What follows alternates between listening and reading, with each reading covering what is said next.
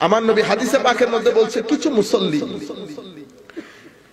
নামাজের কারণে কেউ পাবে 10, কেউ 8, কেউ 9, কেউ 8, কেউ 7, 6, 5, কেউ 1 পাবে। আর কিছু মুসল্লির তো কোনো নামাজই নাই।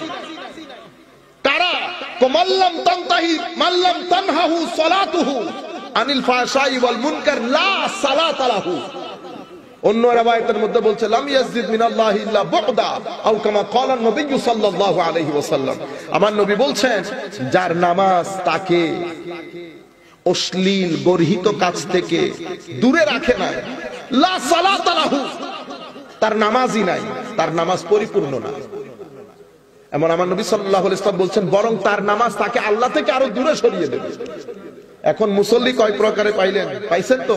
এবার আমরা আমার নবীর হাদিসের কথা বলি। আমি আপনাদেরকে চাচ্ছি অ্যাওয়ারনেস হোক, সচেতনতা আসুক। কেন সচেতনতা আসবে? আমাদের দ্বীনের মধ্যে 3টা অংশ। কয়টা অংশ? 3টা। ঈমান, বলেন, ঈমান, ইসলাম, ইহসান। ঈমান, একটু মুখ নাড়লে আপনাদের একটু ভালো লাগবে, বুঝতে পেরেছেন? ঈমান, ইসলাম, ইহসান।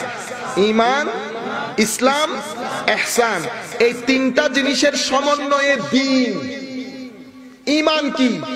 ঈমান হচ্ছে আকীদা, যেটার উপর আপনাকে আমাকে বিশ্বাস করতে হবে। আমরা বোধহয় জানিও না ঈমানের যে 7টা স্তম্ভ আছে, জানি আমরা?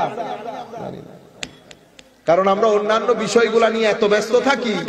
আমাদের মূল বিষয় যেগুলো আগে আমরা মসজিদ থেকে শিখে ফেলতাম সেটা আমাদের ছেলেরা জানে না।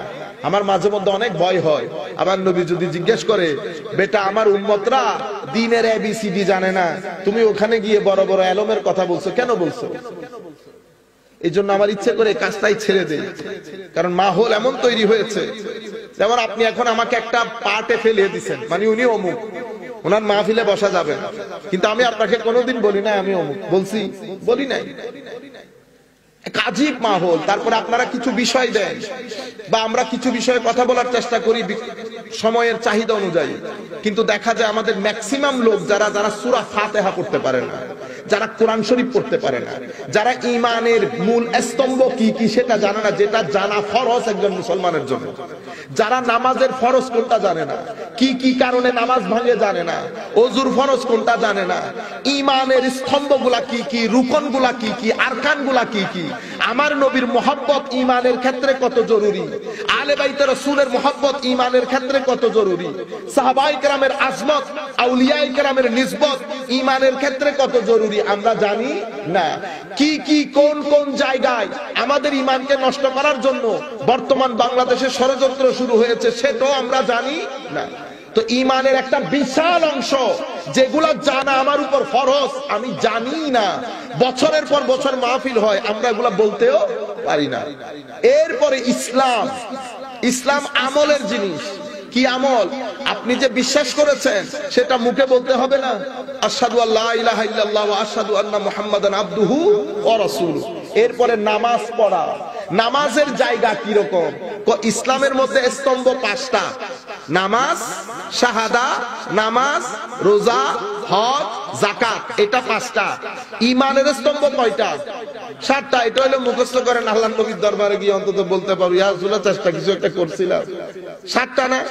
আল্লাহতে বিশ্বাস, এরপরে ফেরেশতাতে বিশ্বাস, এরপরে কিতাবে বিশ্বাস, যত কিতাব আল্লাহ পাঠাইছেন আপনাকে বিশ্বাস করতে হবে, এরপরে নবী রাসূলে বিশ্বাস। তাহলে কয়টা গেল? 4টা। আমানতু বিল্লাহ ওয়া মালাইকাতিহি ওয়া কুতুবিহি ওয়া রাসূলিহি।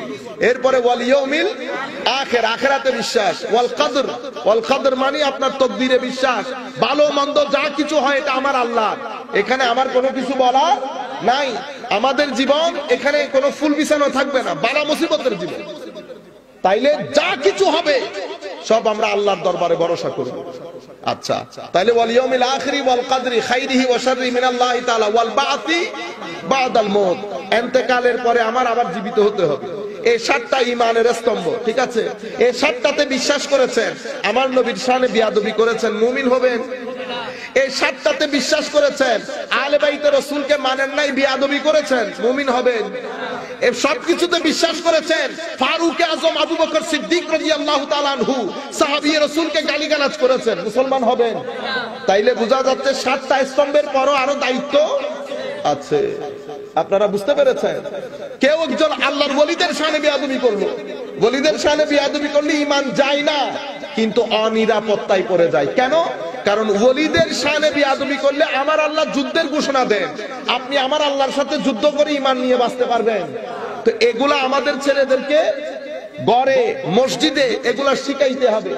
এরপরে আমলের মধ্যে রোজা আমরা বছরে একবার করি, কিন্তু যারা অসুস্থ তারা রাখতে পারে না। হজ বছরে একবার, জীবনেও একবার, কিন্তু যারা টাকা পয়সা নাই, অসুস্থ, তারা করতে পারে না।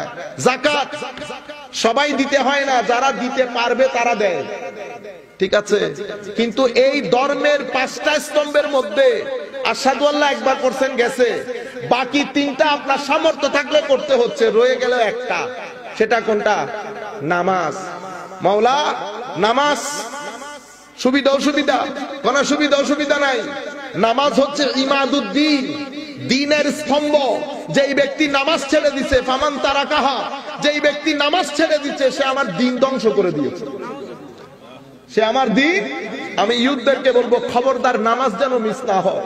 এটা আমি কবর হাসরের জন্য বলতেছি না, আপনার দুনিয়ার জীবনের জন্য নামাজ জরুরি, আপনার দুনিয়ার জীবনের জন্য নামাজ জরুরি। যাই হোক, এখন আপনি নামাজ পড়তেছেন।